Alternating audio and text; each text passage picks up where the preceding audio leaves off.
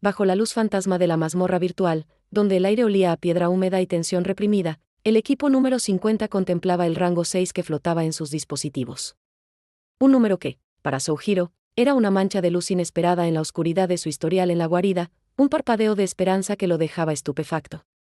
Kim Hee-in también observaba el dígito, un suspiro atrapado en su garganta. Pero la fría voz de Yorum cortó ese frágil momento de euforia como una cuchillada. ¿Es algo como el rango tan importante? Podría bajar en cualquier momento. Su molestia no era solo por el rango, sino por la torpeza mostrada. La confrontación era inevitable. Soujiro bajó la cabeza, un gesto de sumisión, mientras Kim Hee-in intervenía con una voz que se quebró, defendiendo su accionar con la lógica de las formaciones tradicionales. Yorum, con los ojos cerrados, no estalló en ira, sino que procesaba, comparando ese conocimiento libresco con la cruel pragmática de las mazmorras. La tensión se palpaba, un filo invisible entre ellos. Fue entonces cuando Soujiro, con la cautela de quien camina sobre cristales, propuso una nueva formación, usando piedras del suelo como un general táctico en miniatura. La aprobación, cuando llegó, no fue del impasible tutor Yujitae, sino de la propia Yorum, y fue suficiente para iluminar el rostro de Soujiro. Mientras, en sus mentes, una duda comenzaba a germantar, una pequeña y reverberante pregunta sobre la identidad de aquel hombre silencioso cuyo mando, tan fuera de lo común, los había llevado a una victoria que parecía imposible. ¿Sería acaso un operador legendario, caído en desgracia? La atmósfera era pesada, cargada de la humedad de las paredes y del peso de las miradas que Yujitae simplemente ignoraba, como si todo aquello fuera un juego de niños del que era un mero espectador aburrido. La simulación se transformó en una danza metódica y violenta guiada por la mano invisible de Yujitae. En la penumbra de un corredor, su mano se alzó, trazando un lenguaje de señas que solo él comprendía. 5, 5, 5, 5, 4, 1, 4 figuras esperaban, vulnerables, 20 metros adelante, en una emboscada perfecta. Kim Hee-in, a quien sus bendecidos ojos le permitían ver a través de la oscuridad, sintió un nuevo escalofrío de asombro al darse cuenta de que el tutor había percibido lo que ni ella podía. Pero no había tiempo para el asombro. Un destello de pura energía, un disparo de la pistola de maná de Kim Hee-in, iluminó brevemente el pasillo como un relámpago. El impacto fue seco, y un grito de dolor confirmó el acierto. En ese instante de conmoción, Yorum se movió. No era un movimiento, era una liberación. Una pequeña descarga en el suelo marcó su despegue y luego solo hubo el silbido del aire cortado por su espada y el impacto sordo contra el cuerpo de un cadete cuya espada fue arrancada de sus manos con un forcejeo metálico. El caos estalló, un ballet de violencia donde los movimientos de Yorum eran brutales y eficientes, un torbellino carmesí. Soujiro, desde la retaguardia, esperaba su momento, como una flecha en la cuerda, hasta que su oportunidad llegó y se lanzó con precisión mortal. La pelea terminó tan rápido como comenzó, con los oponentes derrumbados y el equipo de Yorum recuperando el aliento, sus pechos subiendo y bajando con un ritmo acelerado.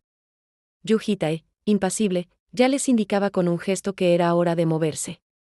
No había celebración, solo la implacable marcha hacia la siguiente confrontación. Al caer la noche, el rango del equipo número 50 había ascendido al segundo lugar, un número que ahora brillaba con una promesa peligrosa y una carga aún mayor. Fuera de la simulación, en la sala de control, los profesores observaban el desarrollo con una mezcla de curiosidad y escepticismo. Sus miradas seguían a los equipos que caían uno tras otro, declarados muertos. La pantalla era un campo de batalla abstracto, donde las barras de salud se agotaban sin posibilidad de regeneración. Se burlaron del equipo 48, que confiaba en trucos insignificantes, al apostarse en una habitación, sobreviviendo pero sin gloria. Pero su atención pronto se centró en el fenómeno inesperado, el equipo 50. Un encuentro reñido entre el equipo 1 y el equipo 50 minutos, comentó uno, sus palabras cargadas de incredulidad. El profesor de experiencia en combate, un veterano de la Gran Guerra con un rostro marcado por cicatrices reales y metafóricas, frunció el ceño. Revisaron los datos. El equipo 1, con sus 3 cadetes de una sociedad de nivel 5, era el resultado esperado. Pero el equipo 50. Sus estadísticas eran anómalas. Demasiadas victorias. Una ruta de viaje extrañamente eficiente. El profesor sintió una punzada de intuición. Ese tutor, murmuró para sí, recordando el peligroso aroma que percibió en Yujitae durante la ceremonia de declaratoria. Su trayectoria era desconcertantemente perfecta, tan limpia que resultaba sospechosa. Mientras, un asistente novato intentaba señalar una conspiración entre los equipos mejor clasificados, hablando de marcas y comunicación secreta, pero fue rápidamente ridiculizado. «Tu cabeza es un campo de flores o algo así», le espetó el profesor, desestimando la queja como si fuera la ingenuidad de un niño. En su mundo, tales triquiñuelas, si existían, eran simplemente otra herramienta en el arsenal de la supervivencia. La injusticia, para ellos, era un concepto abstracto, un lujo que la realidad no se podía permitir. Dentro de la mazmorra, la atmósfera se envenenaba con una conspiración silenciosa. La mirada nebulosa de Yujitae se posó sobre una marca en la pared, 3 líneas de garra, hechas por el hombre, densamente impregnadas de maná. No era la primera que veía, pero ahora el patrón era innegable. Sentía como una carta, un mensaje cifrado que manchaba la piedra. «Ah, mierda. ¿Por qué estamos en segundo lugar?», rugió Yorum, y su frustración no fue solo verbal. Su pequeño pie, de apariencia delicada, golpeó el suelo con una fuerza bestial, astillando la piedra. Soujiro intentó consolarla, balbuceando que el segundo lugar era súper impresionante, pero fue acallado con un grito. La rabia de Yorum era un fuego palpable. Cuando Yujitae le mostró la marca, su ceño se frunció aún más profundamente. «Ya lo sabía», escupió, y luego profirió una sarta de blasfemias que resonaron en el corredor. «Estas jodidas perras humanas random. Sabía que estaban tramando algo. Sucias bastardas». Soujiro y Kim Hee-in, al comprender la situación, sintieron que sus expresiones se ensombrecían, una sombra de resignación cayendo sobre ellos. Sabían quiénes estaban detrás. Entonces, Yorum hizo algo inesperado. Se acercó a la marca, se agachó con una determinación felina y olió la garra de maná. Sus ojos se cerraron, sumergiéndose en el océano de su memoria perfecta, un archivo inmenso sin un solo espacio en blanco. Durante 30 minutos, un silencio tenso llenó la habitación mientras ella decodificaba el patrón en su mente. Cuando finalmente abrió los ojos, una risa baja y siniestra escapó de sus labios. Era una risa que no prometía nada bueno, que hacía que la piel de sus propios compañeros de equipo se erizara. En el suelo húmedo de una cámara olvidada, Yorum, con la precisión de un cartógrafo poseído, dibujó un mapa. Bajo la mirada atónita de Soujiro y Kim Hee-in, cientos de habitaciones y corredores que habían visitado en las últimas 20 horas surgieron de la Tierra, simplificados en una representación mental ahora hecha realidad. Su memoria, un atributo dragontino que ellos no podían comprender, les pareció aterradora. «En mi opinión, el primero, el tercero y el cuarto equipos están dejando registros entre sí», declaró, su voz fría y clara. Explicó el código, marcas que indicaban, «estuvimos aquí y nos dirigiremos en esta dirección». Trazó 3 círculos en el mapa de tierra, mostrando cómo sus rutas se entrelazaban sin cruzarse, una danza coreografiada de antemano para evitar el conflicto y cazar a los más débiles. La frustración de Kim Hee-in estalló en un suspiro amargo, quejándose de que los señores de las sociedades les habían advertido sobre la negligencia del profesor con las reglas, pero nunca imaginaron esta magnitud de trampa. Soujiro, con cautela, sugirió usar ese conocimiento para tenderles su propia emboscada. La respuesta de Yorum fue un resoplido de desdén. «¿Eres retrasado?». Su mente ya había volado más allá de la simple venganza. Con una sonrisa de quequec que no llegaba a sus ojos, trazó un pequeño círculo en el centro de los otros 3. «Las cosas buenas hay que compartirlas», dijo, y su plan se reveló, no enfrentarlos, sino aprovechar su conexión secreta para esquivarlos y cazar impunemente a los demás. Era una astucia fría y pragmática que dejó a Soujiro en blanco. Luego, en un gesto inusual, Yorum volteó hacia Yujitae. «¿Cómo lo ves?», preguntó, y hubo un destello de genuina necesidad de validación en su tono, rápidamente enmascarado cuando él asintió. Solo preguntaba. Sabía que era una buena decisión, dijo, girando ligeramente el cuerpo, jugueteando con su arma. Un gesto casi infantil de satisfacción en medio de la oscuridad que los rodeaba. El mundo se había vuelto blanco. Cuando salieron de la sala de conferencias, la nieve caía en silenciosos espirales, cubriendo todo a su paso con un manto gélido. Yorum miró el paisaje albino con desdén, quejándose ante Yujitae, «maldita sea, pensar que estoy viendo la primera nevada contigo». Recogió un puñado de nieve, compactándolo con una intensidad que iba más allá de un simple juego. Al insertar una piedra en su interior, la bola de nieve se transformó en un proyectil potencialmente mortal. Yujitae observó con una leve sonrisa, juzgando en silencio que debería evitar que se lanzara. Mientras regresaban a la zona residencial, la voz de su clon resonó en su mente, un susurro intrusivo que traía consigo recuerdos de inframundo y conspiraciones demoníacas. le llegaron imágenes de conferencias sombrías donde demonios de alto rango, como el temible asiento del castigo, Lim Cholo, rugían su frustración por las muertes inexplicables de sus colegas. La operación, Prototipo X, se activaría pronto, una prueba de funcionamiento que implicaría la masacre de un equipo de incursión de 70 hombres. El clon, que se infiltró como la investigadora, Vera, sentía la pesadez de su farsa, especialmente la incomodidad de fingir ser una mujer. Mientras procesaba esta información, Yu-Hitae se encontró con que Bom y Yeol los esperaban afuera del dormitorio. La pequeña Yeol, cuya tristeza había hecho nevar, extendió sus brazos hacia él con una timidez que conmovió incluso su corazón endurecido.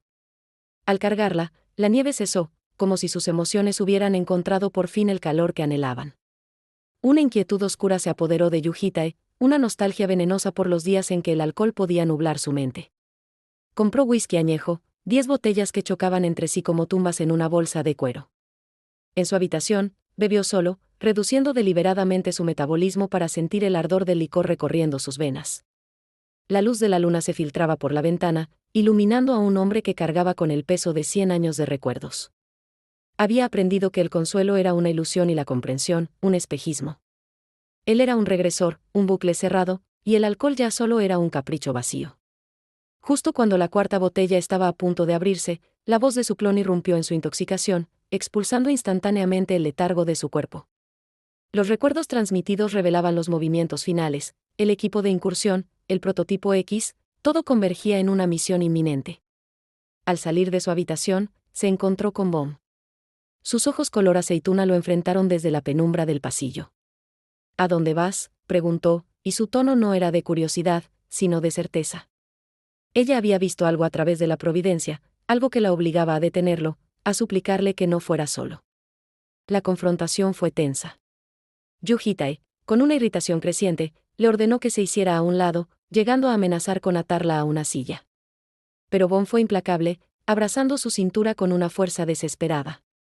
Ayusi, ¿crees que soy una niña y que necesito que me protejan? Sus palabras eran un cuchillo que cortaba hasta el centro de su fachada. Finalmente, con una tristeza profunda en la mirada, ella le entregó la espada larga del protector. No quería darle esto a Ayusi, confesó, sabiendo que ese objeto, cargado de un destino siniestro, era la clave de lo que estaba por venir. El encuentro con Shiraishi Ryunosuke fue tan frío y cortante como el acero. En una oficina austera, el líder del equipo de incursión, uno de los 12 zodiacos de Japón, recibió la demanda de Yu-Hitae con una arrogancia que pronto se quebró. Cuando Ryunosuke intentó negarle un lugar en el equipo, sus manos se movieron en un destello, un arco y una flecha materializándose en el aire. Pero Yu-Hitae era más rápido. Atrapó la flecha al vuelo y, con un movimiento brutal, la clavó en la muñeca de Ryunosuke, fijándolo a la mesa. El terror se apoderó del Ran que en el momento en que sus ojos se encontraron con los del regresor, era el miedo primordial de una presa frente a un depredador absoluto. Ryunosuke intentó escapar usando su habilidad de luz cegadora, pero Yu-Hitae lo interceptó con la espada del protector, empujando la hoja dentro de su boca y obligándolo a retroceder hasta la oficina de la que había huido. Derrotado y sometido, Ryunosuke accedió.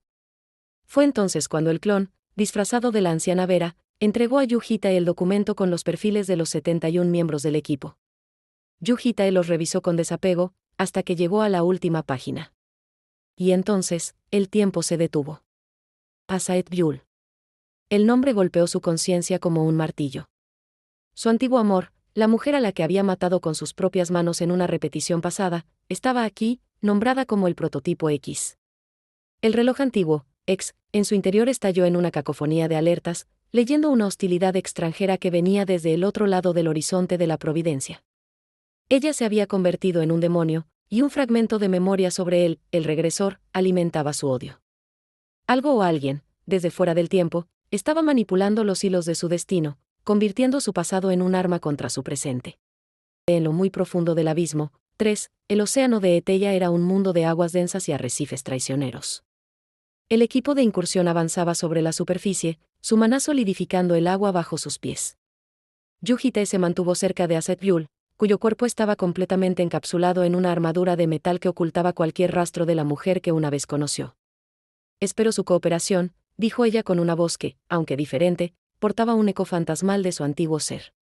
Cada palabra suya era un cuchillo torcido en su psique, desenterrando recuerdos dolorosamente vívidos de una vida que ya no existía. si me caigo al océano, no puedes abandonarme, ¿de acuerdo?, bromeó con una risa hueca dentro del casco. Yu Hitae sintió una irritación violenta creciendo dentro de él. Esta no era Seth Buell, era una sirviente demoníaca vestida con su piel, una marioneta que repetía líneas de un guión olvidado. La batalla contra el Kraken, una bestia colosal de tentáculos y poder bruto, fue el telón de fondo perfecto para la traición. Justo cuando Rayu Nosuke liberaba su flecha de luz divina, Seth Buell se liberó. Su armadura estalló, convertida en tentáculos monstruosos, y su cuerpo se transformó en una abominación arácnida que se lanzó hacia la espalda indefensa del arquero. Pero Yu Hitae ya se estaba moviendo. Interceptó su carga con una fuerza demoledora, agarró su cabeza deformada y la embistió hacia las profundidades del océano, lejos de miradas indiscretas, hacia un abismo donde su conexión demoníaca se debilitaría. En las profundidades, entre la presión aplastante y la oscuridad eterna, la criatura balbuceaba recuerdos distorsionados de su primer beso, entremezclados con maldiciones y un odio visceral. Yu Hitae permaneció en silencio, desenvainando la espada del protector. Al liberar la segunda forma de su espada sin forma, la intención asesina giró alrededor de la hoja como una motosierra, creando un tornado subacuático que destrozó los tentáculos de la bestia y desgarró el agua hasta el cielo. Cuando el caos se aquietó, Seth Buell yacía semidesnuda y vulnerable, su poder demoníaco quebrado. Pero entonces, la espada en su mano cobró vida propia, impulsada por la hostilidad que venía del horizonte de la providencia, y se rebeló contra él, esforzándose por clavarse en el corazón de la mujer. Yu Hitae luchó con toda su fuerza, sus músculos cediendo, sus vasos capilares rompiéndose bajo la presión, en una batalla física contra un odio que trascendía el tiempo. Con un esfuerzo sobrehumano, Yu Hitae desvió la trayectoria de la espada, clavándola en el estómago de Seth Buell en lugar de su corazón. La sangre brotó, teñiendo el agua, pero la herida no era mortal. ¿Por qué? ¿Por qué no me matas?, gimió ella, recuperando por un momento su verdadera voz. Sus palabras se convirtieron en un torrente de acusaciones, recordándole la noche en que la torturó y la mató en el pasado. Deberías matarme. Pero Yu Hitae, impasible, la envolvió en su abrigo y la llevó a la superficie, lejos del campo de batalla. Ignorando sus maldiciones, la transportó al vacío del abismo, un reino de oscuridad absoluta que usaba como almacén. Allí, mientras ella seguía gritando, suplicando por una muerte que redimiera su culpa, Yu Hitae finalmente rompió su silencio. Su voz era seca, clara y cargada de una autoridad glacial. Tú, no tienes talento como actora. La abofeteó, un gesto no de rabia, sino de desprecio. Hoy. ¿Es divertido entrar en el cuerpo de una pobre chica y hacer lo que quieres? Había visto a través de la farsa. La entidad dentro de Seth Buell no era el séptimo Lord Laxata, ni era completamente ella. Era la mismísima hostilidad, que había estado maldiciéndolo desde el otro lado del horizonte de la providencia, usando a su examante como un títere. Mientras las manos del abismo los arrastraban a profundidades aún más insondables, Yu Hitae confrontó a su enemigo invisible. No tengo idea de quién eres. He llegado demasiado lejos para la expiación. Sus palabras eran un muro de certeza. Hiciste tu mejor esfuerzo, pero qué lástima, ¿verdad? En ese momento, el reloj antiguo recuperó su poder, comenzando a reunir los fragmentos del rastro de esa hostilidad. Llegaron a las puertas del palacio de Laxata, y Yu Hitae, con un último vistazo a los ojos de la entidad poseedora, declaró: a cambio, empezaré a investigar tu identidad. Entonces espero que puedas intentar actuar de nuevo. Con un golpe final, destrozó la espada del protector, severando la conexión. Seth Buell colapsó, liberada. Tras una feroz negociación con el terco Lord del Abismo, Yu Hitae anuló el contrato. Observando a la mujer inconsciente en sus brazos, supo que su destino seguía entrelazado con el de ella.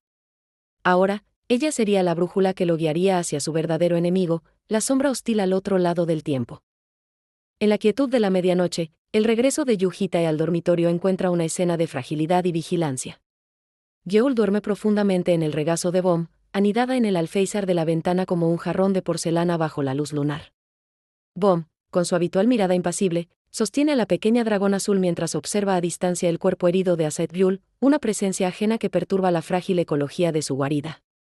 Su curiosidad silenciosa se manifiesta en la forma en que estudia a la recién llegada, como si intentara descifrar las capas de dolor y corrupción que la rodean. Al entrar, Yu Hitae deposita a Seth Buell en el sofá, pero es interceptado por Bom, quien se acerca con una hesitación inusual. La dragón verde abre y cierra los labios, su flequillo ocultando la mitad de su rostro mientras lucha por articular algo que parece importante. Finalmente, revela con voz casi susurrante que Yorum ha irrumpido en su habitación durante su ausencia, una confesión que lleva el peso de una traición menor, pero que delata las tensiones subyacentes en este peculiar hogar. El epílogo cierra con la puerta de la habitación de Yujita siendo derribada violentamente por Yorum, cuya figura borracha y desafiante anuncia el caos que está por desatarse, marcando el fin de una paz temporal y el umbral de nuevos conflictos. La luna se filtraba por las rendijas como un espectro pálido cuando Yujita regresó al dormitorio. En sus brazos, el cuerpo inerte de Asaetbyul era un fardo de consecuencias no deseadas. Cada paso suyo resonaba con el peso de decisiones pasadas, esos momentos en que el tiempo se cerraba como un puño sobre su cuello. En la terraza, Yeol dormía profundamente sobre el regazo de Bom, su pequeño pecho elevándose en un ritmo que parecía desafiar la crudeza del mundo exterior. Bom lo observaba todo con esa mirada que todo lo veía y nada revelaba, sus dedos acariciando el cabello plateado de la pequeña dragón azul. El silencio se quebró de manera violenta. Yorum emergió de la habitación de Yujita como un tifón carmesí, botellas vacías rodando a sus pies. Su respiración entrecortada olía a alcohol barato y angustia reprimida. «Opa». Arrastró las sílabas como si cada una le costara un pedazo de alma. Detrás de ella, el caos reinaba, vidrios rotos reflectaban destellos de luna sobre documentos manchados, y Kaeul yacía en el suelo murmurando secretos ancestrales entre hipos ebrios. Yujita sintió la familiar tensión en su nuca. Esta escena, con variaciones mínimas, se había desarrollado en incontables líneas temporales. Al acercarse a Kaeul, su mano se elevó con precisión quirúrgica. El golpe fue limpio, eficiente, pero al contacto con su cuello juvenil, una punzada de algo similar a remordimiento le atravesó el pecho. ¿Era esto protección o simplemente otra forma de control? El amanecer trajo consigo el juicio silencioso de 3 pares de ojos. Yeol con los brazos cruzados y la boca fruncida en un gesto que delataba su descontento. Yorum con esa sonrisa burlona que nunca alcanzaba sus ojos. Kaeul, ahora sobria, mirándolo con una confusión que partía el alma. Yujita tejió una historia sobre un hombre malvado y la necesidad temporal de refugiar a Asaetbyul, pero cada palabra sonía falsa en sus propios oídos. La verdad era un monstruo de múltiples cabezas, fragmentos de rastro de hostilidad al 9.8%, contaminación mental, y la sombra de la Xata acechando entre dimensiones. Mentirles les sabía a ceniza, pero la verdad era un lujo que su condición de regresor no podía permitirse. El protector avanzó con movimientos espasmódicos, su armadura emitiendo crujidos metálicos que sonaban como huesos quebrados. Los ojos carmesí detrás del yelmo brillaban con el fuego extraño de la corrupción mental. «¿Dónde está mi espada?», rugió, blandiendo una escoba como si fuera la legendaria hoja del crepúsculo. Yujita esquivó el ataque con un movimiento casi perezoso, la diferencia entre sus habilidades era un abismo insondable. Con un golpe seco de su mano, envió al protector contra la pared, donde quedó momentáneamente aturdido, su armadura emitiendo un zumbido lastimero. Mientras tanto, Yorum forcejeaba con Asaetbyul en una danza violenta. La mujer superhumana, aún en su estado contaminado, movía sus miembros con la gracia letal de quien había sido soldado de élite. Yorum finalmente logró dominarla, las esposas de Bom cerrándose alrededor de sus muñecas con un clic definitivo. «¿Y ahora qué?», jadeó Yorum, su cabello carmesí pegado al sudor de su frente. La respuesta vino en el desgarro del espacio mismo. El vacío del abismo se abrió como una herida en la realidad, un portal hacia las profundidades donde las reglas del mundo material perdían significado.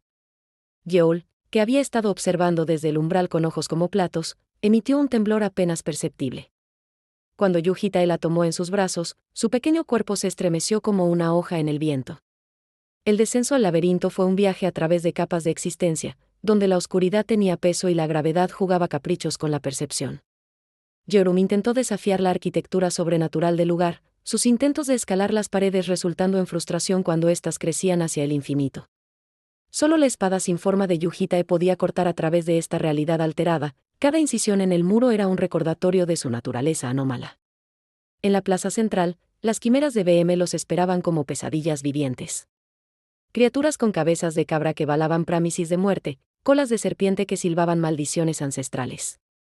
Yujita luchó con una mano mientras protegía a Yeol con la otra, cada movimiento suyo era una coreografía de destrucción precisa.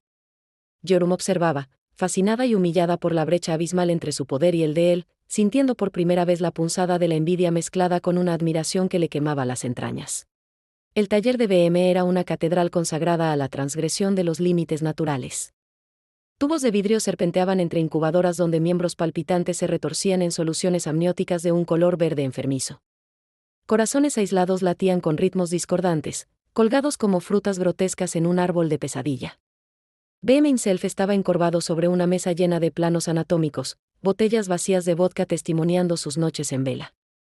Cuando Yujita entró, el hombre alzó la vista con ojos inyectados en sangre detrás de sus gafas de sol, pero una chispa de curiosidad iluminó su mirada cansada.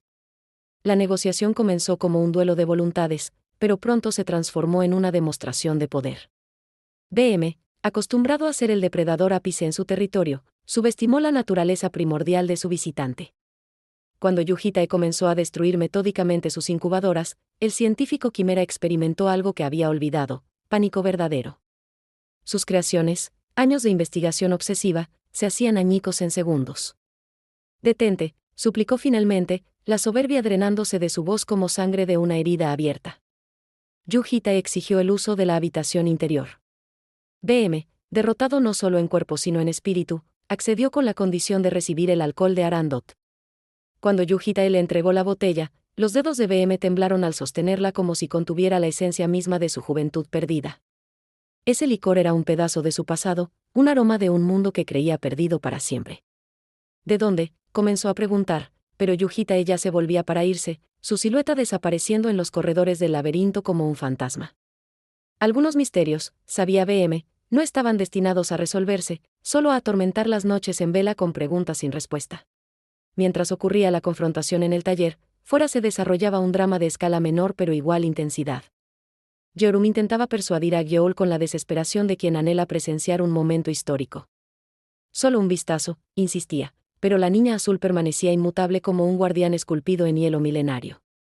La desesperación llevó a Yorum a tejer prámisis fantásticas, trineos sobre nieve virgen bajo lunas plateadas, sopas calientes preparadas por manos que usualmente solo blandían la muerte, tardes de juegos donde la sombra del destino no pudiera alcanzarlos. Gyoul parpadeó, tentada por estas visiones de felicidad doméstica que se sentían tan ajenas a su naturaleza draconiana. Por un momento, su mano se aflojó en el pomo, y Yorum sintió el dulce sabor del triunfo. Pero entonces, como si una voz ancestral le hablara al oído, Gyoul recuperó su determinación. Su pequeña mano se aferró al metal con fuerza sobrehumana, los nudillos blanqueándose bajo la piel pálida. El momento se rompió cuando Yujita salió del taller, encontrándose con la escena. Yorum sonrió con la vergüenza de quien ha sido sorprendida en falta, mientras Gyoul lo miraba con ojos que pedían aprobación silenciosa. La habitación interior del laberinto era un cilindro perfecto bañado en luz multicolor que danzaba como auroras boreales prisioneras. El fragmento de Paradise flotaba en el centro, un cristal del tamaño de una habitación que emitía ondas de calma artificial que hacían vibrar el aire. Asaitbull y el protector, expuestos a su influencia, perdieron inmediatamente toda atención en sus cuerpos. Sus rostros se suavizaron en expresiones de beatitud vacía, como máscaras de cera en un altar olvidado. Yorum y Gyoul sintieron la atracción del cristal, una llamada hacia la felicidad fácil que prometía borrar todas las preocupaciones. Pero Yujita, reconociendo el peligro de esa paz artificial, las arrastró fuera antes de que el hechizo se volviera permanente. Al cruzar el umbral, ambas dragones experimentaron un vacío doloroso, como el despertar de un sueño demasiado dulce a una realidad demasiado amarga. La derrota había quebrado algo fundamental en Yorum. Por días deambuló por el dormitorio como un fantasma, su orgullo draconiano hecho añicos. En su rincón favorito, abrazaba sus rodillas y miraba la pared con ojos que habían perdido su fuego característico. Gyoul se acercaba a veces, tocando su cabello con gestos tímidos que decían más que 1000 palabras. «Vete», murmuraba Yorum, pero la niña persistía, como si entendiera que su Uni necesitaba compañía en su dolor, testigo de su vulnerabilidad. Finalmente, Yorum reunió el valor para entrar en la habitación de Yujita. «Soy una basura», confesó, las palabras quemándole la garganta como licor mal destilado. Le contó sobre su duelo en la sociedad de nivel 5, como había casi roto el tabú de la diversión por pura frustración, como el maná draconiano había pulsado en sus venas con la promesa de un poder que podría haber reducido a su oponente a cenizas. Yujita escuchó en silencio, su expresión impasible como un lago congelado en pleno invierno. Cuando habló, sus palabras fueron cuchillos de verdad que cortaron hasta el hueso. El poder tiene un precio. Le describió el camino solitario de trascender los límites naturales, las pérdidas necesarias, la carga de superar el diseño del universo. ¿Aún quieres eso?, preguntó finalmente. La respuesta de Yorum fue un suspiro que llevaba consigo la rendición de su orgullo, sí, una palabra simple que sellaba un pacto con su propio destino. Mientras tanto, en las montañas nevadas de Eitling, Yeol experimentaba su propia transformación. Sobre el trineo de madera, con el viento helado azotando su rostro, rió con una alegría pura que resonó en el paisaje blanco como una campana en la quietud matutina. Yu Hitae la sostuvo fuerte, sintiendo su pequeña espalda contra su pecho, el latido de su corazón draconiano sincronizándose con el vaivén del trineo. Esa noche, bajo un cielo tachonado de estrellas frías, Yeol recibió la revelación de su linaje. Voces ancestrales le hablaron de oscuridad venidera, de la necesidad de proteger lo amado, de largas noches donde alguien caería y necesitaría su mano. Al amanecer, sus ojos azules habían adquirido una profundidad nueva, la inocencia dando paso a la determinación sagrada de los dragones azules, esa raza destinada a ser el baluarte contra la oscuridad que se avecinaba. La derrota se había instalado en Yorum como una enfermedad crónica. Durante días, su presencia carmesí que normalmente irradiaba energía incandescente se había apagado hasta convertirse en una brasa mortecina. En el rincón más oscuro del dormitorio, abrazaba sus rodillas contra el pecho, como si intentara contener pedazos de su orgullo que se desmoronaban. Yeol se acercaba en silencio, sus pequeños dedos acariciando el cabello enmarañado de su Uni con una ternura que contrastaba brutalmente con la ferocidad que ambas poseían como dragones. «Vete», susurraba Yorum, pero la niña azul persistía, instalándose a su lado en un acto de compañía que no necesitaba palabras. Mientras tanto, en las profundidades del laberinto, BM contemplaba el mechón de cabello negro entre sus dedos temblorosos. El telescopio de Hera había revelado un universo entero dentro de ese simple filamento, un mosaico de existencias superpuestas que desafiaba toda lógica conocida. «¿Qué eres, Yu Hitae?», murmuró para sí mismo, mientras las quimeras observaban con sus múltiples ojos parpadeantes. La pantalla del artefacto mostraba constelaciones de conciencias entrelazadas, como si cientos de almas habitaran un solo cuerpo.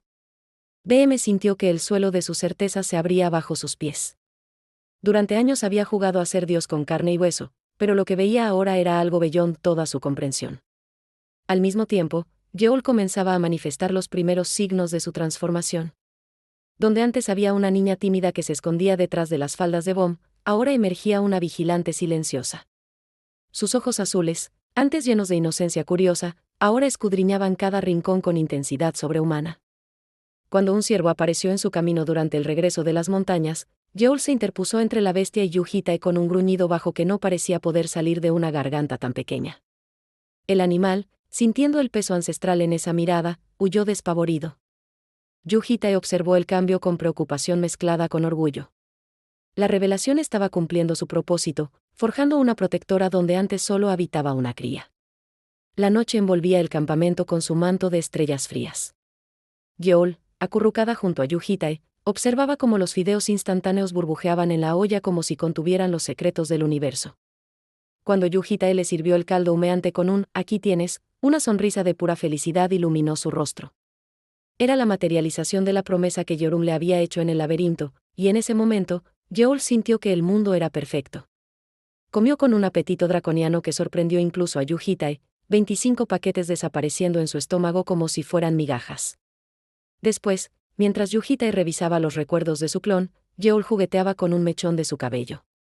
Sus pequeños dedos intentaban arrancar otro trofeo, pero las bendiciones que protegían su cuerpo se lo impedían. Cuando él le entregó voluntariamente el cabello, sus ojos brillaron con una luz que iba beyond la alegría simple. Para ella, cada hebra era un fragmento de la existencia que había jurado proteger, un talismán contra la oscuridad que su revelación le había anunciado.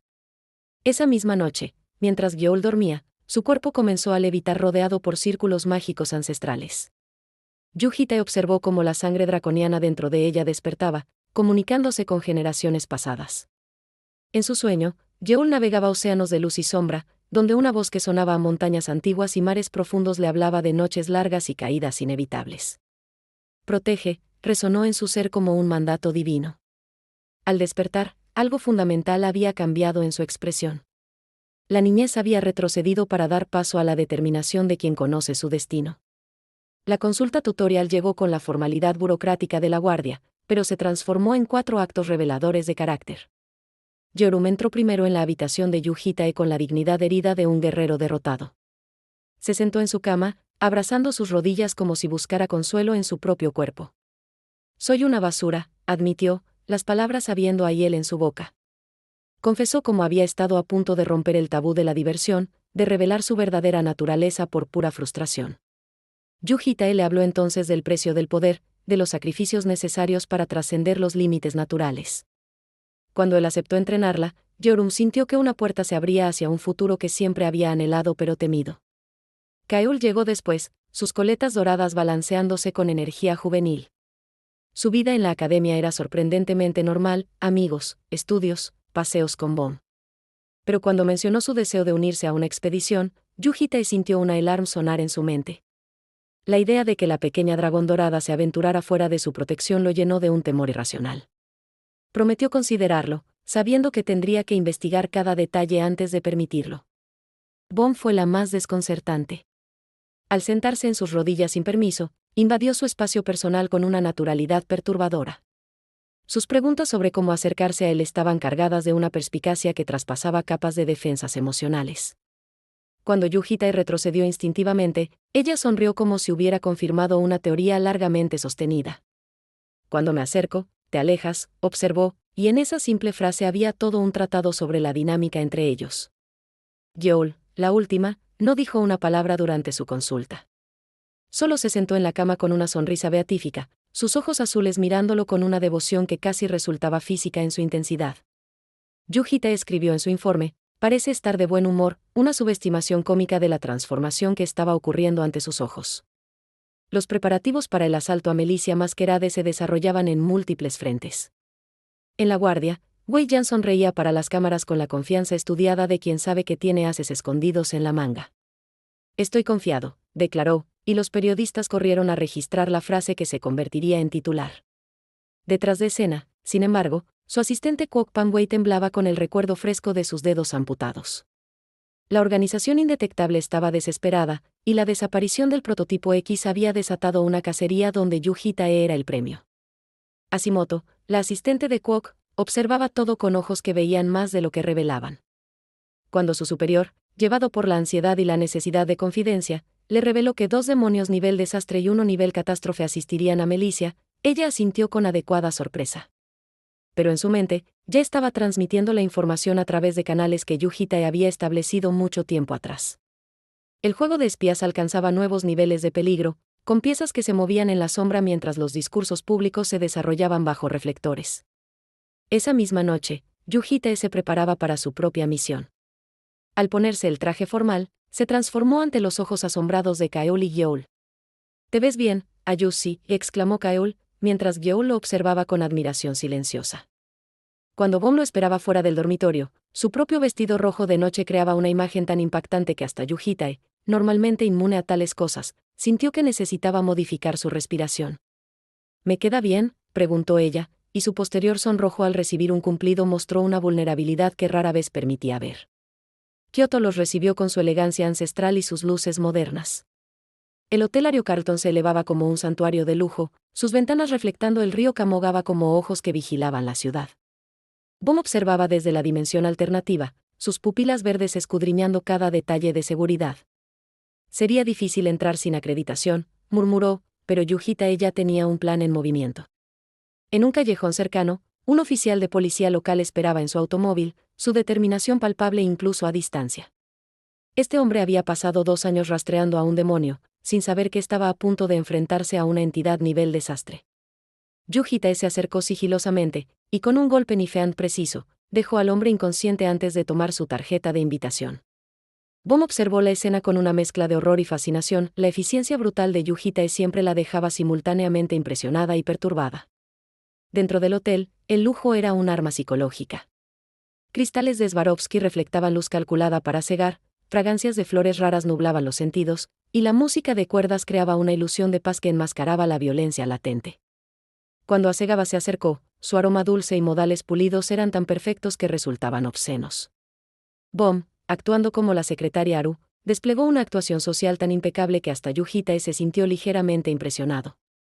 Mientras Hasegawa se preparaba para tocar el piano, Yu Hitae recordó la primera vez que lo había enfrentado, en esa repetición inicial donde perdió una oreja y casi la vida. Ahora, observando al demonio inclinarse sobre las teclas con gesto de virtuoso, sintió el sabor amargo de la ironía. Este ser que había decorado su mansión con orejas humanas ahora pretendía ser un artista refinado. Tocará la campanilla de Liszt, anunció el MC, y Yuji Te supo que la noche apenas comenzaba. Mientras las primeras notas llenaban el salón, sus ojos se encontraron con los de Bom a través de la multitud. En su mirada verde había una comprensión terrible, sabían que estaban a punto de bailar con el diablo, y la música era solo el preludio de la sangre que Son se derramaría.